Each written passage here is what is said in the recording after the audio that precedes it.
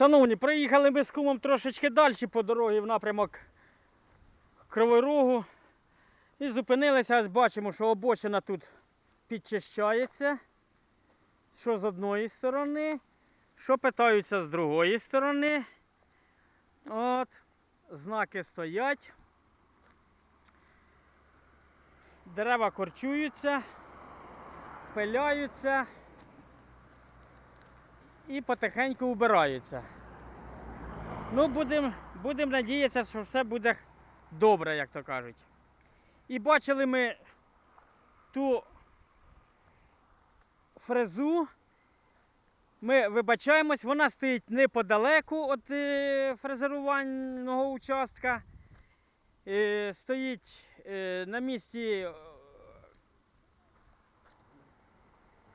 на місці, так сказати. Її охоронець охороняє. Так що поки все вроді би як складається непогано, ну темпу маловато. Маловато темпу. Немає, як казав Віктор Михайлович, мені писав, що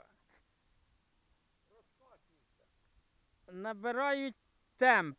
Ну, темпу поки набору я не бачу. Набору висоти, як льотчики кажуть, не видно. Ось таке. Так що будемо надіятися, що все буде. Погода дозволяє, думаю. Зараз треба максимум приложити усилий, щоб виконати якийсь відсоток праці, поки погода дозволяє. Ну, на цьому все. Будемо закінчувати.